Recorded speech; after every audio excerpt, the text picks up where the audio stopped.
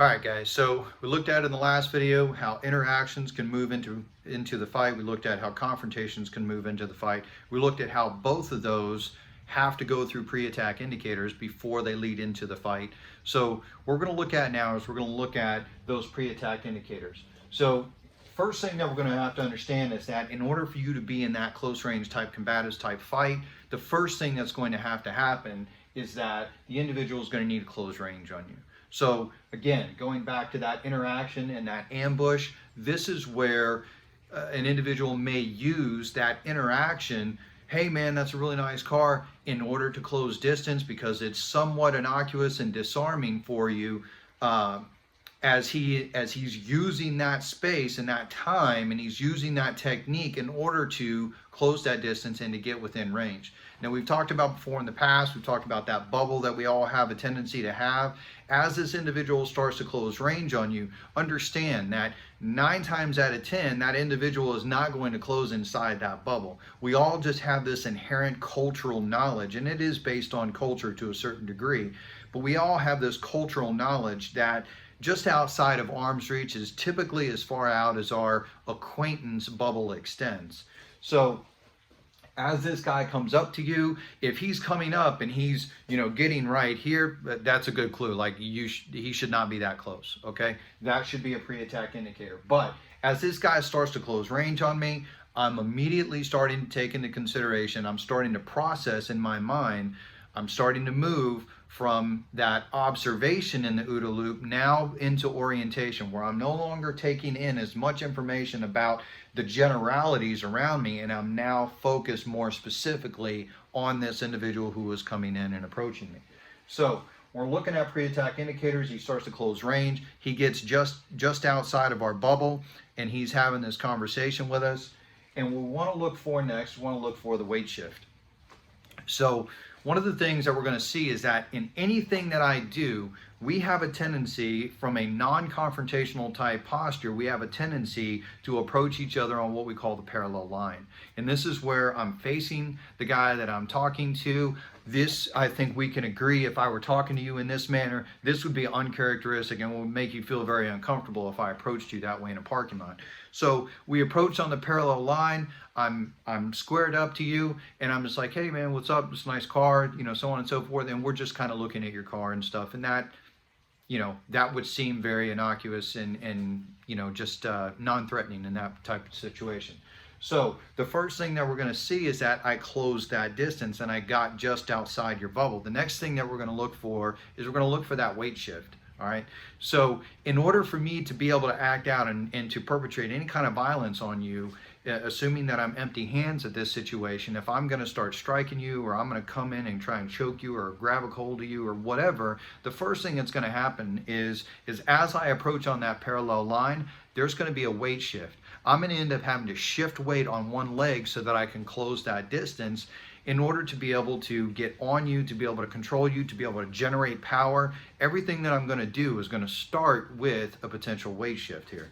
So we want to look for is we're looking for the head, we're looking for the weight, things like that. Now, we keep in mind here that these are pre-attack indicators. They are not guarantees that an attack is happening. Just because a guy shifts his weight does not necessarily mean that he's fixing to stab you. We have to understand that some people have a tendency, even when they're in a conversation, they have a tendency to kind of move a little bit. That's normal. But we want to recognize these cues as potential threats down the road. So going back to that OODA thing, we're looking at generalities. As this guy comes up, I'm getting more target fixated on him. I'm becoming oriented on the specific things that he is doing. As I start taking into account things like weight shifts and this guy is moving, I'm now becoming more and more focused. My attention becomes more narrowed on what this guy is doing and what specifically he's doing next. And what I'm doing is as I'm carrying out this conversation with this guy and I'm maintaining nonviolent postures with him, what I'm looking for is I'm looking for further clues, further evidences that he's fixing to act out. Now, when he starts acting out, range and weight shift, and all of a sudden we start seeing other things start coming in, you need to understand that once you start having 3, 4, 5 of these things come in, it's starting to get a whole lot more certain that things are going to take place. So The next thing that we're going to look for is we're going to look for blading. So I already kind of explained that a little bit, but blading would be that I would approach you basically in my fight stance, that I would approach you with my support side forward, my strong side back, which is how most people have a tendency to approach when they're in that confrontational type mode. So we need to understand that when we're looking at this interaction, guys have a tendency to come up on that parallel line. But when we're talking about confrontation, the first thing that we're going to see is if this guy's intention is to actually kick off into a fight, he's going to close range, he's going to have weight shift, and he's going to probably approach you in a bladed stance. So all three indicators that this fight is fixing to go down and that we need to kind of be prepared for it. So these, we can go from this interaction into confrontation, or we can go from this interaction into the fight model through the ambush. But all of these things are going to end up having to happen first. The same thing is going to be present in the confrontation. From the confrontation, we can go straight into the fight model. But what's going to end up happening is this guy's going to have to close range, weight shift, and he's going to have to approach you on a blade in order to be able to do that 9 times out of 10. So the next thing that we're looking for is we're looking for the in-op hand. All right, now by the in-op hand, what I'm talking about is the inoperable hand. Any of you guys who've ever carried, carried a weapon for any reason, concealed or anything like that, one of the things you're going to see is that we have a tendency to kind of protect the weapon. So as I'm walking, I have a tendency to not let my right arm, if I'm carrying on that side, it doesn't exactly move like my left. It's not operating in the same way.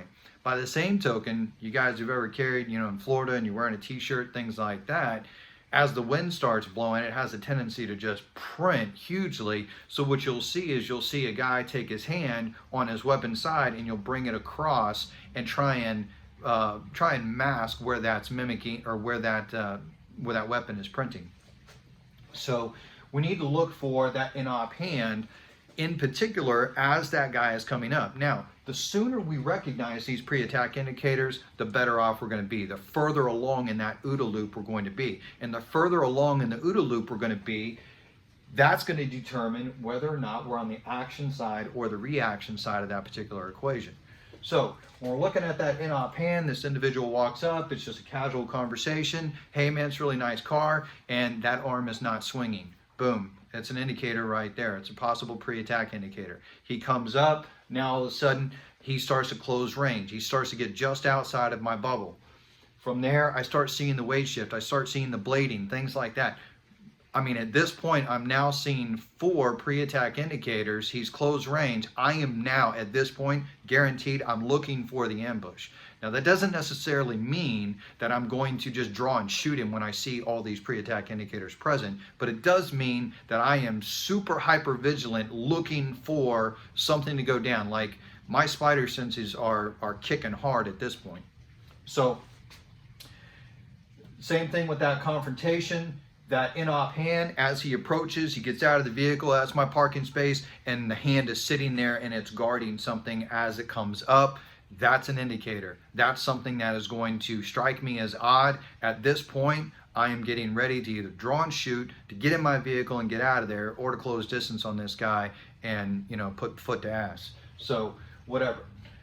All right, so the last one we're looking for is we're looking for the missing hand. All right, when the missing hand, we talked about that before in some of the previous videos. We talked about the hand leaving the fight and how that is something that we absolutely need to watch for.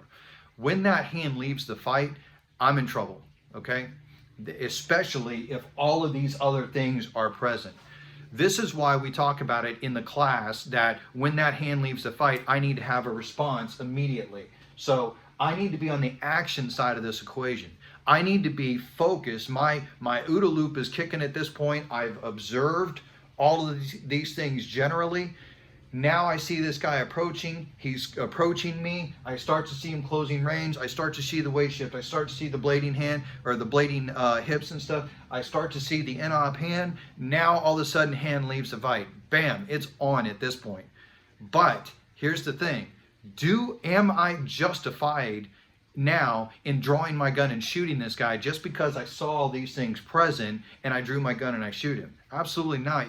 You're not. He hasn't posed any sort of physical violence. He has indicated, or he has exhibited pre-attack indicators, which are a prelude to the fight, but he is not engaged in any kind of criminal activity yet.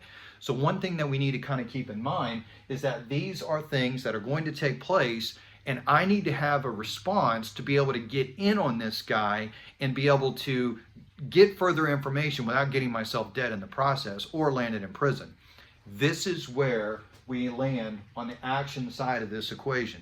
So once we start seeing these things start to take place, then that gives us the opportunity to act, which puts us in that assault in mode where I close distance and I find out just where that hand went. Now, that hand went for a cell phone, my bad, no big deal. At that point, we separate, you let him go. Sorry, dude, you know, I was antsy, I was jumpy. And if he wants to call the cops, that's fine, but at least you have a defensible position to the police while you close distance and put hands on this individual, as opposed to you drew your weapon and you shot him in the face, and now you're in some trouble. So, the reaction side of that equation. What puts us on the reaction side of that equation? Well, the pre-attack indicators are all still there, but you didn't pay attention to them. You didn't recognize them, and or you didn't react to them, you didn't respond to them. So as I start seeing all of these things take place, all these pre-attack indicators, whether it's a confrontation or whether it's an interaction, they all came through the pre-attack indicators first. I did nothing. This guy acts out and he comes forward with a knife, or he decides to throw a punch on me or whatever, or he brings a pistol out. I didn't recognize. I need to have some sort of response that allows me to be able to deal with that.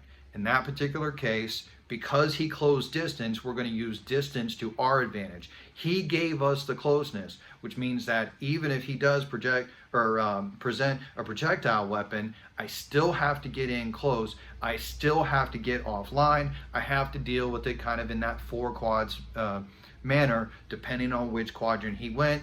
I'm responding in one of those quadrants and then tying up to control. And this puts us now in the fight model. So you can see how, whether it's an interaction, confrontation, they all progress into physical violence, an ambush, spontaneous, they all go through pre-attack indicators, and all of these things are going to set you up for how I get into the fight. So hopefully that kind of gives you guys a little bit of an explanation, and what we're going to do in the next videos, we're going to talk about focal plane and peripheral vision and response times and reaction times, things like that. But I wanted to give you guys a little bit of a model on how things are going. All right? You guys train hard.